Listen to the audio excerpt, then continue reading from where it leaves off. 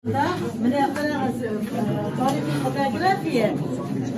Инде без монда китапларны кабатламыйк дип, төрле китаплардан аның шигырьләрен һәм төрле әйберләрен куйдык.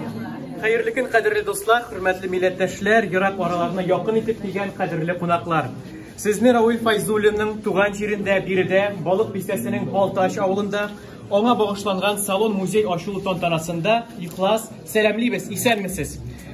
Шагыйрь булып туган дип әйтәбез. Инде 3нче сыйныфта укыган вакытта беренче шигырен язган икән, димәк, ана карынында бу сыйфат, бу шигырь язылган булган. Әмма ләкин үзләре укыган сыйныфта ул староста булып саналган икән, тәртип саклый алмаган. 10нчы сыйныфны тәмамлаганда, мәктәптән киткән вакытта класс җитәкчесенең язган характеристикасында класстагы тәртипне үз агымына куйды дип шуңа тискәртә. Характеристикасында чорында язучыларның иң яшь әгъзасы. Димәк, ул бу кешенең талант иясе булу турында сөйли. 33 яшендә иң яшь Тукай бүләге лауреаты республикабыз иҗат шәһәрләре арасында. Шигъри фәлсәфәче дигәннәр. Менә Ислам Ахмаджановның аның турында әйткән бер кыска гына җөмләсе бар. Язса җаныңны әсир итеп яза, йөзсә узмаслык итеп йөзә дигән. Исән вакытта менә шушындый үзең өчен музей төзерлек иттереп яшәү инде үзләргә яшәү түгелдер. Бик зур рәхмәт сезгә, Равил абый. Әмма менә күңелдә бер шыган бер әйбер бар, мондый матур көннәрдә бәлки әйтергә ярый микән инде, юк микән инде. Син аны түзеп чыга алмыйсың, әйтәсең. Менә җәмәгать мәктәп бит инде ул, инде. Менә мәктәпләребез музейга әйләнмәсе ди. Анда менә шушындый шәхес, шу мәктәптә укыган шәхесләрнең бүлмәләре булса, менә бүген кайдан җирләргә барабыз, мәктәпләр музейга әйләнеп бара. Равил абый 300 бала укыдык дип, бүген монда 25 бала укый. Беренчедә бер, икенчедә бер, икенчедә бер, өченчедә бер. Болай барсак, менә бу авылдан киләчәктә Равил Фәйзуллин чыгар дип.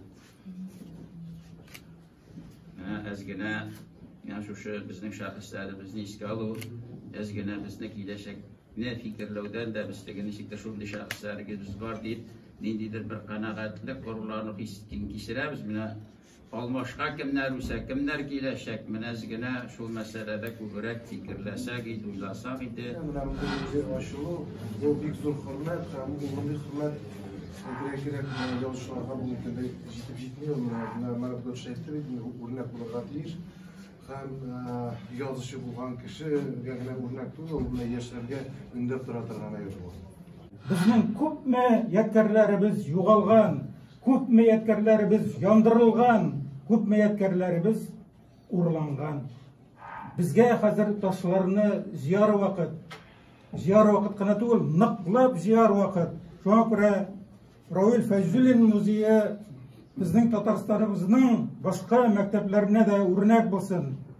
Чөнки бу музей яшь буынга 24 сәгать дәвамында дәрес биреп тора.